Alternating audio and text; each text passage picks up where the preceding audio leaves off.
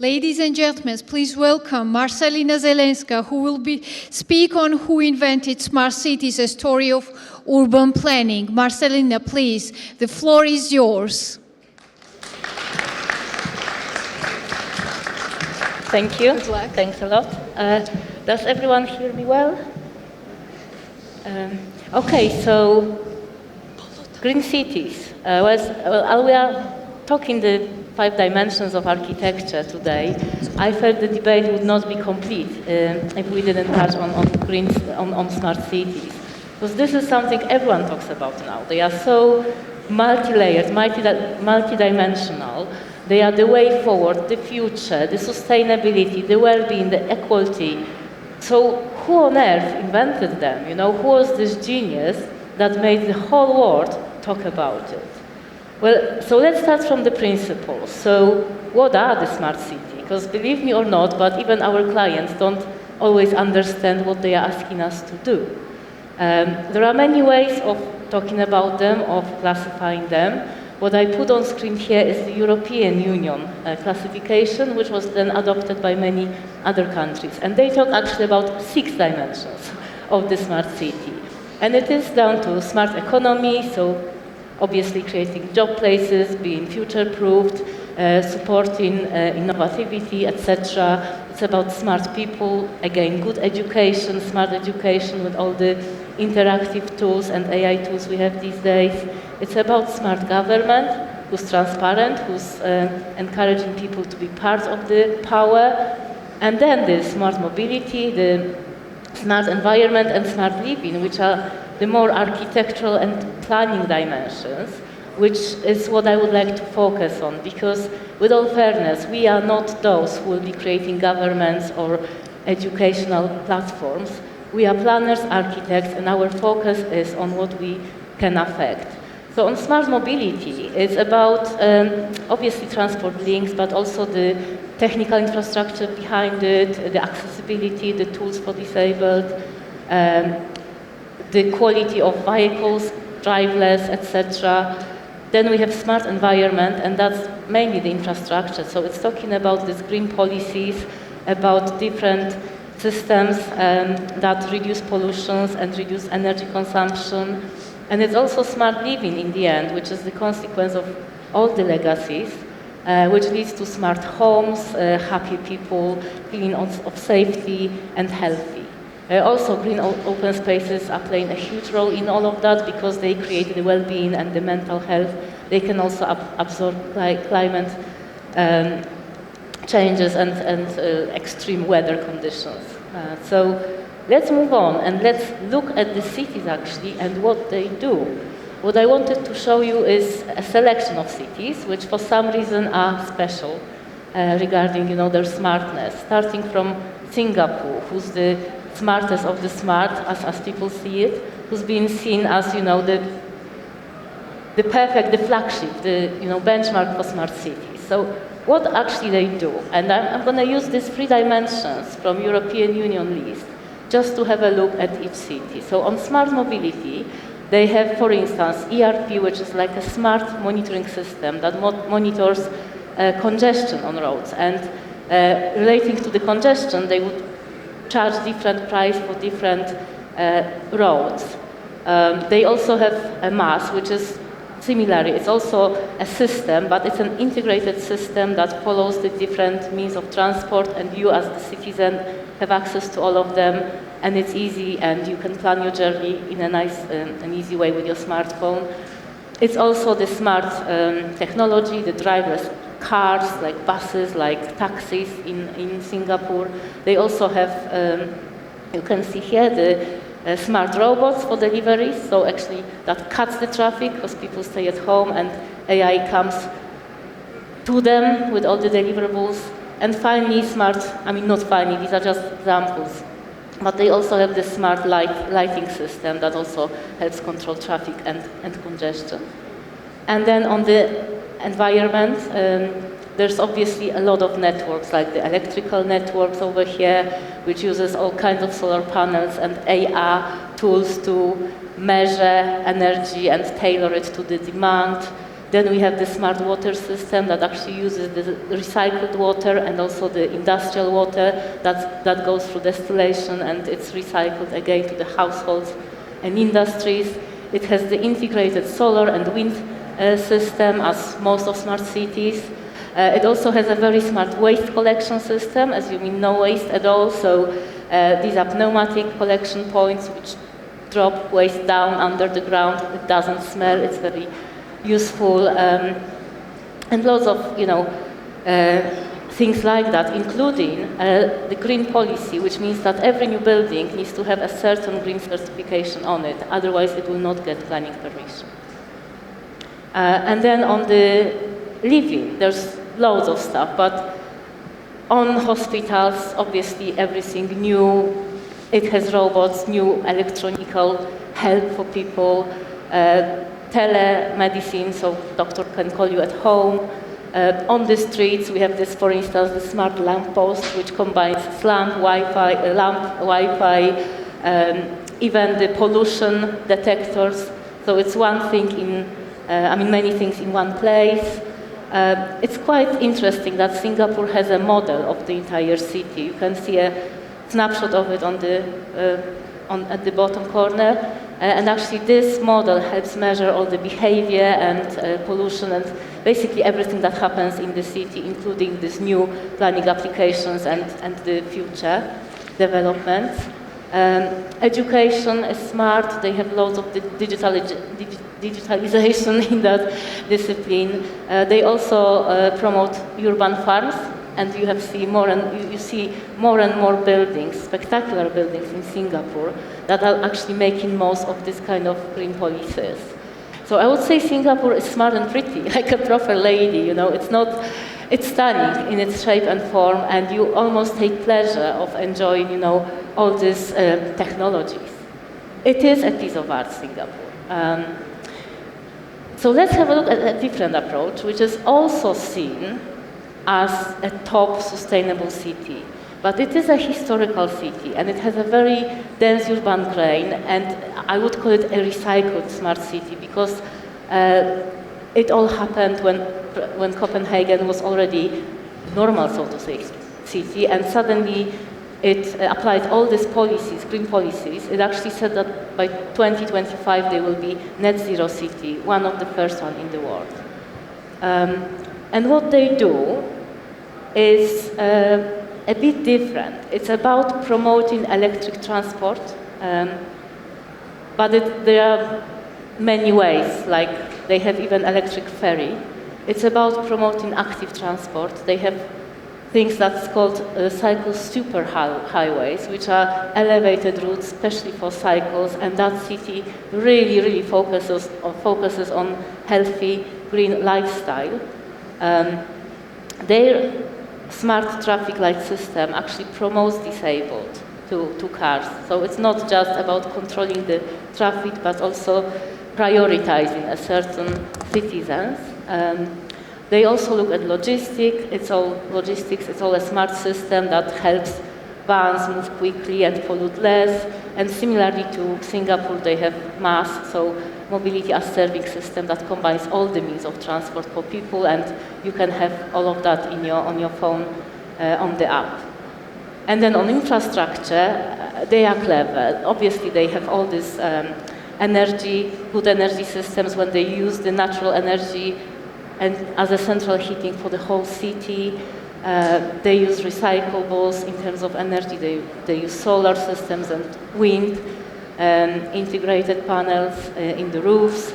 I mentioned this 2025 policy, which they applied on the city. And they have all this, this is a plant that changes waste to energy. And it's actually one of the most iconic buildings now in Copenhagen. Not to mention that it's also a park, because you can actually climb up and socialize on top of it. And then on the living itself, you can see how many green areas Copenhagen has. It's one of the most green city of that density. They have this green roof policy, which means that every new cultural building over a certain size needs to have a green roof. They have lots of urban farms, similar to Singapore. also waste, underground waste collection, and all these kinds of citizen support in forms of apps from health to transport and energy saving solutions. But on top of everything, Copenhagen is actually a sponge city. And sponge city, Chinese claim to have invented it, but actually, when you look at the density Copenhagen has, it could be a great example of a sponge city with that density, because in addition to this green areas that Sponge City provides, and I don't know if people know, but Sponge City basically is to deal with water management, when the city is able to absorb, to collect, and purify the water that comes from all over, mainly rainwater. But in Copenhagen, you can see on the streets what normally day-to-day looks like a park. When the rainwater falls, it turns into a pond, and it can collect quite a lot of water, which then can be used for households. And similarly here, you can see a bike shelter and a garden being now bike shelters and garden, but if it rains, it can collect water as well. So in summary, different approach, much more human scale approach, and Copenhagen is seen as this more human-scale smart city. But I also need to show you a Chapman-Taylor project. So let's move the scale even lower, and let's have a look at Shusha, which is a historical city which we just master planned for Azerbaijan. And from day one, our brief was to recreate a smart city. This is just a snapshot of what we received. It was quite devastated, and the idea was to put Shusha back to its glory as a smart city. And we did it. So that's the master plan of Shusha for 25,000 people. And in terms of the smart mobility, we did work with existing roads. So you can see in white, all the white roads are existing, and what we added are the blue links. It's always good to work with existing. It's just a natural way of movement in that city. It follows the terrain. It has infrastructure in it. So as urban planners, we don't want to touch it, but it was important to create new links towards the touristic areas, which are currently not there, and also create new roads for new districts in the west, which we're planning. Just going back. What I wanted to highlight is that all this, modern means of transport are in Shusha. We have the cycle routes, dedicated cycle routes, which we planned. Cable car between Shusha and Hankendi, which will be the longest cable car in the world when it happens, but actually they started designing it already with the engineers. There are electric buses, already 4 in Shusha, and already they have bus routes, so people who actually reconstruct the city are using electrical transport. There will be Shusha carts for the mass, for integrated system. And also worth saying there are 39 tunnels drilled in the mountains on the way to Shusha just to speed up the journey. And first time we went there, it took us 7 hours. Now it's about 4 from Baku to Shusha. Obviously, we have environment to consider, and Shusha has a different approach to these big agglomerations. It's a green city, and its environment is based on the greenery of that. So we have a good selection of green corridors crossing the city. We also have the green ring around the city that will provide some leisure and attractions. It is a walkable city, Shusha, so no need for more. You can see a snapshot of our vision for the central green corridor. And then also we were using the terrain to minimize excavation, which is also a sustainable approach. For instance, those buildings have car park, but we never have to create too many ramps because we use the natural terrain to unveil the entrance to the car park. On the left-hand side, our vision, on the right, realization, and there are actually people living there already. They have underground waste collection in Shusha. You can see a photo of it here on the left. It's for the whole city. But they also have smart homes. We pushed for it. We have this semi-private courtyards planned as urban farms where people can have their own vegetables and fruits. And also in terms of water, Shusha has a system of water that takes the natural mountain water from the spring next to the city. So it's very, very healthy. And then looking at the quality of life, Shusha is a 15-minute walking city. The way we planned it was by distributing the schools evenly. You can see red dots for the schools, so 3 of them exist already. Number 2 is the existing historical reality school, which is now under reconstruction.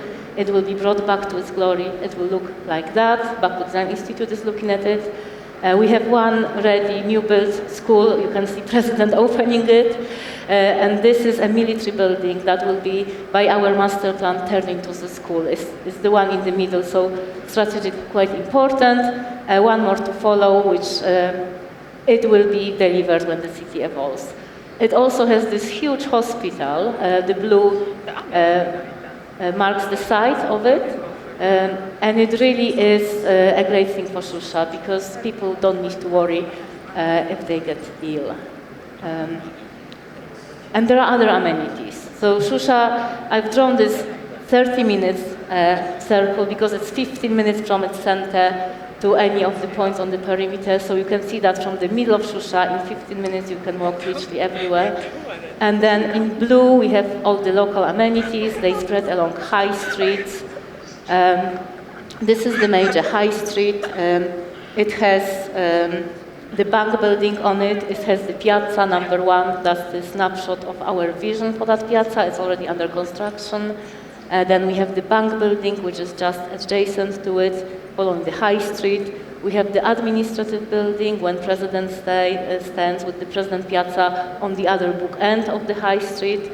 And then, hugely important for Muslim people, the places of worship, because they pray quite often. So it's important to have a good access to them and have them in proximity. So yeah, Shusha is the smart and historical city. Definitely was not created recently.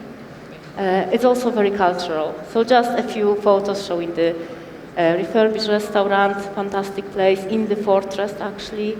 Then our vision for the Flag Square, which will have a new museum, a new music venue.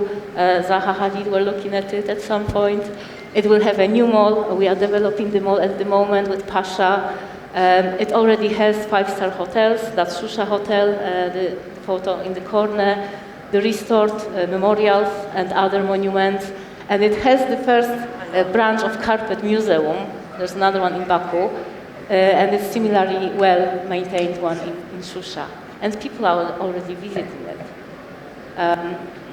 So the question is, who on earth invented those smart cities? You know, if everything looks so smart, let's try and wrap up. So in fact, the first city which was designed, master planned as a smart is Sogno in Korea. So from day one, when there was nothing, somebody had to put all this planning and infrastructure in place. So from day one, it was designed as a green city. 40% of space is cyclable and walkable. It also has a smart integrated system of roads with smart lighting, and it's all controlled by AI, of course, loads of sensors. It has cable car that connects to the adjacent city. It has smart driverless transport, and also it has a proper electric charging points. Like petrol stations, they have the EV stations in Sogdo. Now on environment. They have quite a good water collection system when all this water infrastructure is there to collect water and then recycle it. Then every tower you see, they might look glazed and unsustainable, but actually they are all LEED certified, every single tower. They have this central operational center that controls the whole city and monitors from one point.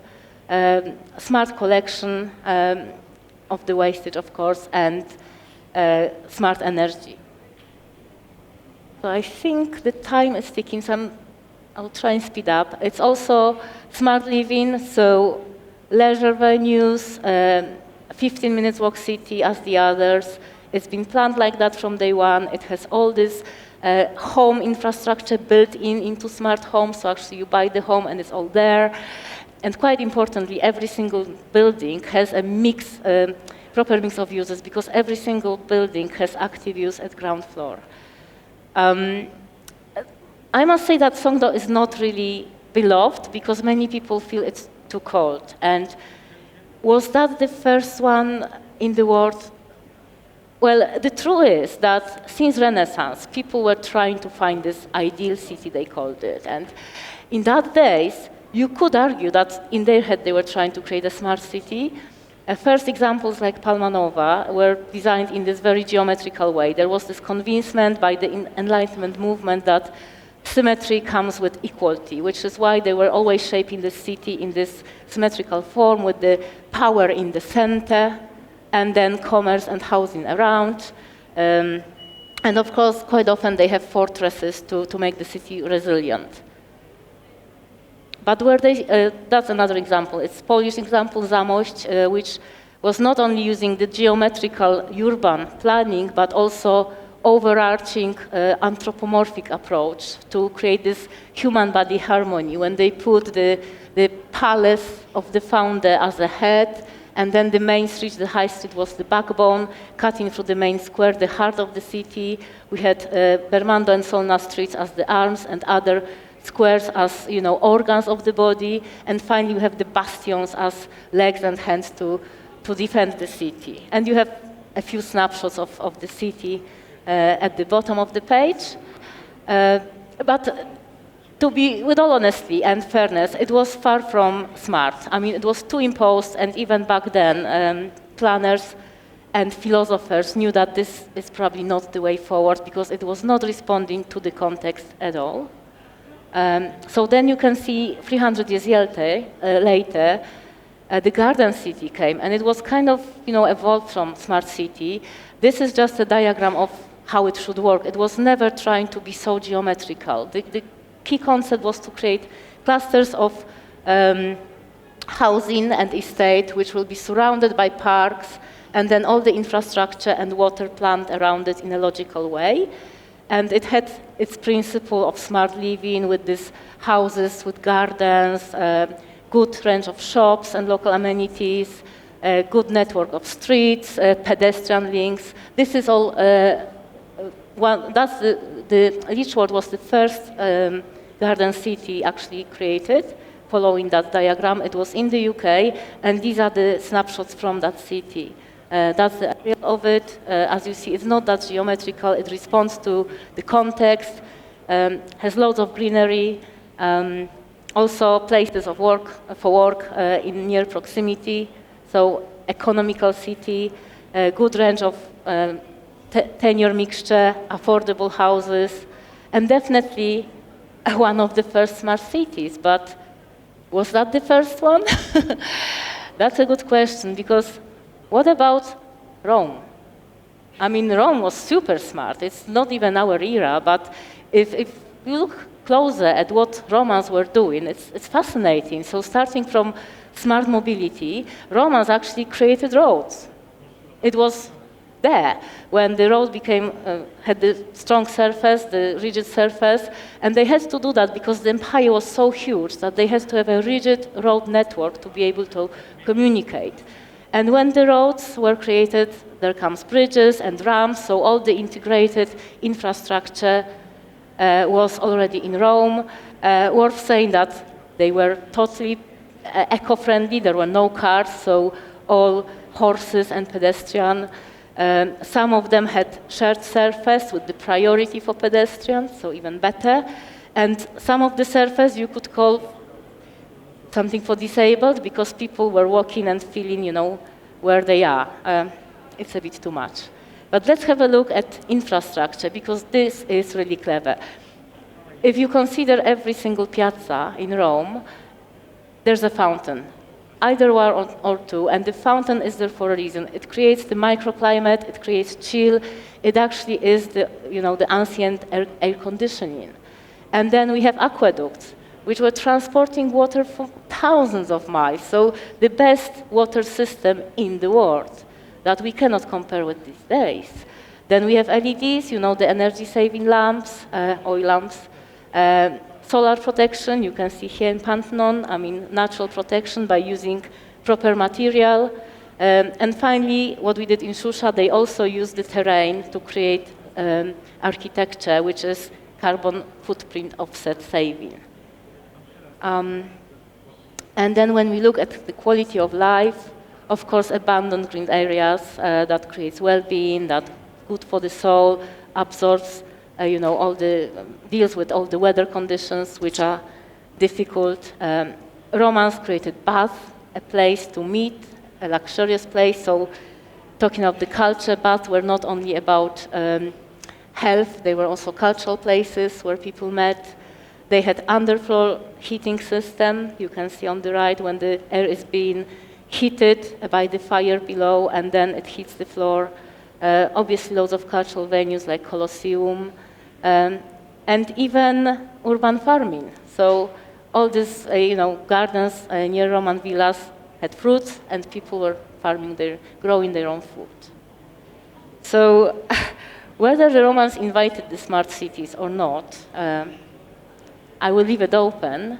For sure, they started a process that is still evolving, and we are nowhere near for that to be finished. And it's now for us to use such forums and take it to the next level. Okay, thank you.